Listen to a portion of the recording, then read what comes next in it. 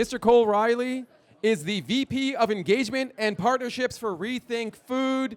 He is a gentleman and scholar of the highest accord.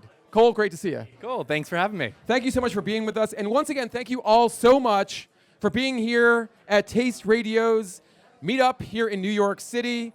Thank you so much to our sponsors, our partners, which include Matriarch Wealth Management, Beyond Brands, Rethink Food, The Goods Mart, Highbeam, Sweet 9C, and Ginger Labs. You are all amazing people. If you see those people from those companies here at the event, say hi, because they can definitely help your business or make you feel better, like the folks at Ginger Labs can do.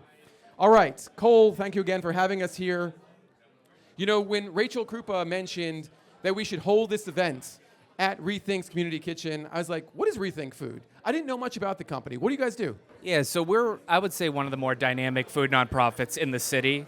Yep. You know, we're a chef-led nonprofit working with the best restaurants and the best food businesses in the city, feeding communities better. And what we're doing and what we've been doing for the past 7 years is really, really incredible. We have been feeding hundreds of thousands of people across the 5 boroughs, and we also have an operation down in Miami. And we've been engaging companies and restaurants across the spectrum, from brand new restaurants just launching, new CPGs just getting off the ground, to some of the largest hospitality groups, some of the largest strategics, getting product through the door, getting food into this kitchen, getting meals on trucks and out to communities at scale. And so over the past 5 years, we have taken a whole nother leap to a whole nother level. And I really like to think of us as one of the more dynamic, one of the more scaling nonprofits in the space right now. Yeah, and one of the things I think is most interesting about Rethink Food is that you guys work with food waste. And I think there's a misconception about what food waste is, what it represents. Can you talk about your definition for food waste? Food waste can mean a multitude of things, and it depends on the business that we're working with. If it's a restaurant, it could be scraps, it could be excess Brussels sprouts, it could be a variety of different things. And that's what we have our 5 trucks on the road doing every day, doing these routes, going across the city, picking up excess, and finding creative ways to repurpose those incredible ingredients into meals. For CPGs, it could be a mislabeling. It could be a production run that isn't 100% retail ready, but it's perfect in every other way. Or it could be a SKU that you're sunsetting, but it's still a delicious product that can find some type of impact, whether it's a packaged product or something that we can turn into a meal. So excess, there's a variety of different definitions. And what I think for CPGs and your audience to really understand is that having an incredible social impact partner in place, like Rethink Food, that can be creative with your excess, that's paramount. It's paramount. When you're building out your brand, you should have a nonprofit like us in your SOP, because we can take that product and find a creative use for it that makes an impact. And make delicious food with it. Exactly. The food in your kitchen, I think everyone's tried. Has everyone tried some of the food in the kitchen? It is phenomenal. Thank you for saying yes. Sometimes I ask these questions and no one responds. No, but I think that's the key, is food waste can go a long way. It can be a great thing as long as there are participants, as long as people want to be involved. How do they get involved with Rethink? Exactly. So it really just starts with reaching out to us and us understanding your needs. It could be a one-off donation at a restaurant or with a CPG. It could be an ongoing deal. But see, when I say that we're a chef-run nonprofit, I really truly mean that. At every leadership level, from the board, from our founders, from 11 Madison Park, to our incredible culinary team led by Ken Baker, the chefs in this kitchen, our whole team is dedicated to finding creative ways to take packaged products, proteins, carbs, whatever it may be at restaurants and CPGs, and finding a great way to use it. It starts with reaching out to Rethink Food, sending us an email and saying, hey, how can we get involved? I assume there's a tax benefit perhaps to this, yes? Exactly. So there really is. And, yeah. that tax benefit can carry forward for brands just starting up that aren't profitable and won't be profitable for years, most likely. You get that tax write-off. It's not only doing good, but it's a great business case to repurpose and find a home for these excess ingredients. We know, especially in the space, with the beverage space, we know you're running through different production runs. We know there's going to be mess-ups. So finding that partner like Rethink Food is paramount, and yeah, there's a great tax incentive to it as well. And I will say this, just on a personal note, it is amazing when you do get to see the impact that you may be having in the community, feeding people who may not have access to food. I mean, food insecurity is a huge problem in this country, and it's an underreported problem in this country. Absolutely. And look, since our founding, we've made or funded over 30 million meals that have gone out to community centers, that have gone out to migrant sites, that have gone out to pantries and churches and shelters across the 5 boroughs and down in Miami. And again, this model, powered by this kitchen and the network of restaurants that we work with and all the partners across the food industry, that's what's really powering this incredible impact. But yeah, it's an evergreen issue. And what we're trying to do is attack it uniquely, not just moving pallets around and calling things meals. We're actually, for a lot of our work, creating meals from scratch in this space and with our restaurant network. So it's a really unique nonprofit that we built here, and we're really looking for more CPGs in this industry to rally around it. Absolutely. Cole, thank you so much again for all you do. This is an incredible company that I think everyone in this room, everyone listening at home, should get involved with. So reach out to Cole. Yeah, work with us. Yes, work with bother us. him, send him LinkedIn DMs, flood his inbox. Totally. Yes, and definitely do. Cole, thank you so much, and thanks so much for having us here today. Thank Really you, Rick. appreciate it. Yeah, Thank you, everybody. Thank you. Thank you. You can leave your microphone there, and we're going to bring up our next guest, Austin Rief, who is the co-founder of Morning Brew and Ocean's Talent. Austin, great to see you. You know, I think there's a few folks here who are probably familiar with you because you were the co-founder of Morning Brew, but you're also the co-founder of an amazing company called Ocean's Talent, and I already had a conversation with someone who uses your company. Let's start with Morning Brew and your history in the business media community. Yeah, I started Morning Brew at the University of Michigan. Go Blue. Yeah. Yeah, I don't know who that was, but go Blue. Started it almost 10 and a half years ago now. So we started it I was a sophomore in college, and it grew a bunch, and I did it full-time after college, and we sold the business in 2020. I stayed there for about 4 years, and probably 2.5 months ago now I stepped down and went full-time on Oceans. Nice, well done. You also poached one of our employees from BevNet, just so you know. Sorry about that. Yeah, that's okay. It's okay. Maybe we can use Ocean's Talent to fill in that role. We could, yeah, that's There a good you idea. go. Yeah, what is Ocean's Talent? Yeah, so we are an overseas staffing firm. So we help U.S.-based businesses, a lot of CPG companies, a lot of D2C companies hire the best overseas talent. So we have a headquarter in Sri Lanka where we help you find the top 1% of EAs, marketers, finance folks, op folks, come work full-time in your business. We work with a lot of CPG and D2C companies, like I said, Sanzo and Four Sigmatic and a bunch of companies that I can't say, but just many companies in the space. And the idea is you get the same caliber talent as people here in the U.S., but you save 60 to 70%. Saving money is great. Yeah. Culture is really important. How do they fit into the culture of their business? How do you vet for culture? Yeah, so that's actually one of the number one things we vet. So we put people through a very detailed culture screening, make sure they are not in it for things like the money, but we really want people who vibe with the company they're going to. So we have a matching process. It's a very extensive process where we make sure you get to interview the person, they interview you back to make sure they're a great fit, just like any other person you'd hire here in the U.S. So what specific roles do you hire for? Is it, say, finance, marketing, administrative assistants? I mean, what really fits with the kind of service that you offer? Yeah, so our business is about 50% EAs. Another 50% are finance, so FP&A, accounting, bookkeeping, everything in the finance suite, marketing, so paid marketing, event marketing, ops, and then we do 10% about everything else. So engineer, someone before was asking about a designer, we'll do designers, so we'll do a little bit of everything. Outstanding. I think the other big question here is, the reliability of overseas talent, and maybe this is just me talking, seems to be not so great. How do you make sure that the people that you're hiring, the service that you're offering, is as reliable as having someone in the office? Yeah, so that's actually how I got involved in Ocean. So I was running Morning Brew, and I had a few experiences with some other overseas firms, people in the Philippines. I had really bad experiences. Really struggled to integrate people from some of these other countries into our U.S., Western culture. And I found this guy, Ian Myers, who's the CEO of Oceans, and he was starting this business. And he really pushed me and said, no, Sri Lanka is very different. Sri Lanka is this amazing culture where it's very westernized. People even go overseas to America, to London, to the UK to study. I gave it a try, and I was just amazed at how great the talent is. So I was customer number 2 or 3, I think.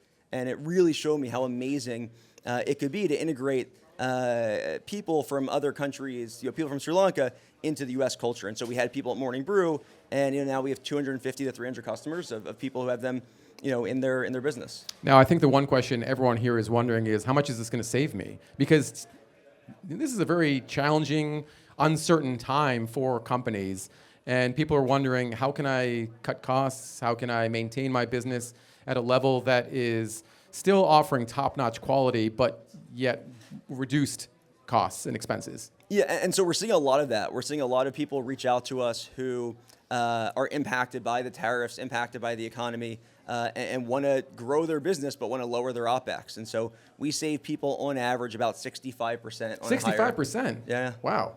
That's a big number. It is, yeah. Who wouldn't want to save 65% It's a great on question. their staff costs? Yeah, well done.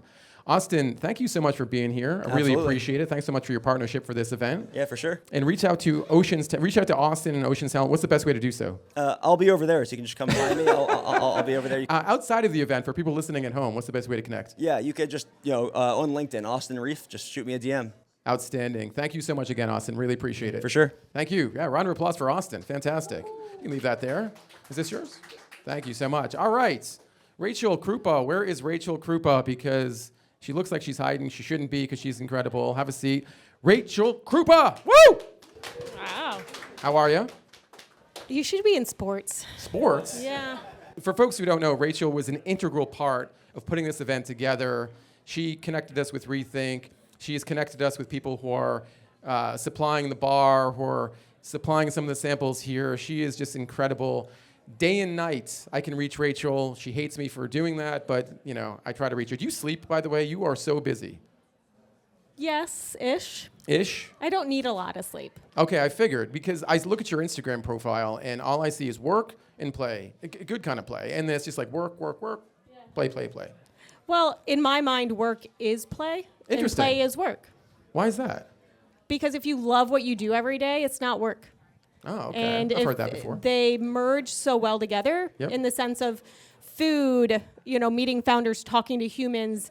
On the other side of my life is the PR. And so that's just meeting founders, learning about new things. I feel like I'm a student of life, and I love to learn things and meet people and just be inquisitive of why, how can I help? And so it's fun. You'd be a good podcaster. Do you have a podcast? No, do you want me on yours? Yes, you're kind of already on the podcast as we speak. I know. So yeah, I didn't mention you are the founder of the Goods Mart. Yep. And Krupa Consulting. Let's talk about the Goods Mart, because this is a really amazing retailer. What was the origin story? What do you guys do? We are a better for you, socially conscious convenience store where we fill our shelves with emerging brands. And that was basically the goal is, how do we get these really great brands that you are trying here, everyone here, into the hands of more people? And so that was by creating a convenience store where you could find them, and we vetted it for you based on taste, based on founders. We're actually celebrating our 7th year on Thursday. Woo! Which is wild, of being in the industry for 7 years. Where is the Goods Mart? We started actually in LA, but that is RIP. The sign is still there, so please take a picture and send it to me. I like that. Okay. It costs more to take it down than leave it up. And we're in Soho right now. So we're on Lafayette between Broome and Grand. But the biggest thing of what we're doing now is we created a new vertical that was more called curation by the Goods Mart. And so we're placing, again, these incredible young brands into hotel minibars and corporate pantries. And again, it re-solidifies that goal of, how do we get these incredible brands in the hands of more people? How do you source these brands? Is it a lot of people coming to you, or are you finding these brands and saying, hey, you should be part of our platform? All of the above. Okay. And so I believe in order to be really great at curation, you have to look and do your homework equally as much as people are coming to you. Yeah. So that is talking to people, talking to founders, having been in the PR industry from CPG side for 15 years, 20 years, kind of in the industry, that a lot of people too, but it's talking to commissary kitchens, it's traveling, it's seeking, it's asking people. And then people come to us. And coming to events like this. Where you can meet Rachel Krupa. BevNet and Nosh are great. BevNet and Nosh are great, yes. And just a plug for BevNet Live. coming up here in New York City, June 11th and 12th. It is the event for the beverage industry. If you haven't already signed up, now is the time to do so. So when you talk about vetting brands, what is the vetting process? I mean, is there specific things you cannot have in your brand? Yeah, for us, everything is non-GMO, no artificial flavors, no preservatives from a baseline. And then everything then is based on taste, based on founder, based on like ingredients. So like if the ingredients say, we were just talking over here, if you have ashwagandha, do you have enough ashwagandha to actually make it like efficient and you're actually making it useful if you're functional? How much ashwagandha does it take to make something functional? Oh, see, I knew you were going to ask that. Where is? I know, but in the product right here, Joy. Oh, Zenjoy. Zenjoy. Delicious product. How many? I like this. We're doing crowd work. 150? 150 milligrams. Look at this. This is crowdsourcing. Yeah. I mean, that fun? sounds like a pretty high number. Right? Yeah. But sometimes you don't have like enough from a standpoint of just being efficacious. And like, I just love asking that question of like, what do you have? Can you feel it? Because if you're spending more money on a premium of having a functional ingredient, like you want it to do something for you. Yeah, absolutely. Now, I love when brands get their start in small retailers like yours because they can develop a lot of learnings. They can try to figure out what's working on a really small scale and apply those learnings to a bigger retailer. How do people do that? What are they learning from the Goods Mart? A little bit of everything of packaging. We are working with another organization right now in the sense of like insights group where we actually talk to 150 people of like, what do you think about packaging? Call outs on packaging. Like, does it attract you? Do you know what actually it is? Like, one of the biggest things I always love is like, I love Hector from Tia Lupita. And remember, it was cactus tortilla chip. But people didn't know what cactus tasted like. And so now it's changed to just tortilla chip, and cactus is secondary or I think third on like the packaging. So it's actually having call outs that attract you and then bring you in once you are a big fan and a lover of it, you know? Yeah, I mean, cactus doesn't necessarily sound like the most appetizing thing. And I think, yeah, but I mean, you know, founders might want to say, we just want to be transparent about what we're doing, but transparency and marketing sometimes don't go hand in hand. Yeah, and I think it's just packaging is really, once you see it on the shelf, you know how it stands out. One of the biggest things I always like to tell founders is like, go bold. When you're coming into our store, your first iteration, you're going to have to change it 2 or 3 times. Yeah. So why make it look like a mainstream standard product on a shelf? You're going to get there 100%. You're going to have a apple, watermelon, a hibiscus plant on the cover. You know, for sure. You're going to need that. But like at first, like stand out. What is going to make someone grab? It's going to be packaging first. Yeah. So Ruby Hibiscus, I think, did it really well at first. And then you can see in future iterations, like he had to change it a little bit. Yeah. Rachel, once again, thank you so much. For folks who are in this room and haven't met Rachel personally, you should. I'll give you some hand sanitizer later, don't worry. But you should definitely meet Rachel because she is incredible. She's brilliant. She knows everything about this industry inside and out. And she is a resource like no other. So I hope I didn't say too much there, but... Well, I will also plug you. BevNet Live was also one of my favorite events to attend and talk to founders and do the one-on-ones. That it's just really great to actually have people ask questions and really take that feedback to heart. And I have a handful of like the brands that I met there in our store, and they also took that feedback and changed it, and it's actually making them do so much better. Yeah, and you're going to be there once again for these one-to-ones. And not just Rachel, we're going to have folks from Whole Foods who are attending and are going to look for brands to put on their shelves. So if you want to meet with Whole Foods buyers at BevNet Live, you got to register, you got to sign up, and of course, you have an opportunity to meet Rachel once again. Rachel, thank you so much. This is so great. Really appreciate it. Thank you so much. Thank you. You can just leave your microphone there. And our last interview guest for this event is David Segal. Come on over, yeah. Have a seat. David Segal is the president of Highbeam. David, great to see you.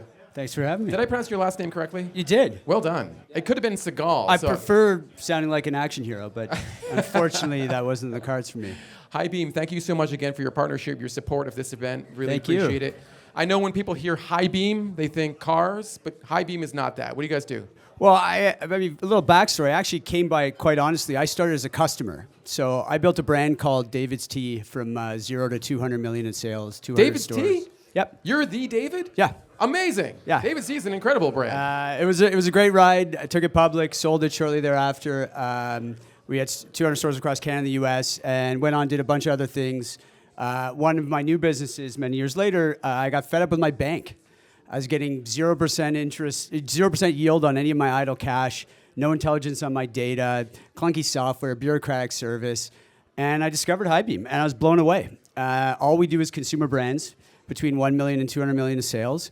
And they turned what was, I had a new brand called Firebelly Tea, did a few $1 million, and we were growing, and they turned what was costing me money into a profit center. And I was so impressed that I called up the founder, and I'm like, this is amazing. He goes, look, you built a 9-figure brand. Why don't you invest and become an advisor? And I did, and I found myself, I loved it. Like, I got to be around brand builders all day long, and it's just the energy I love. And so we ended up 4Xing the business. We have several hundred customers, over 1 billion of flows.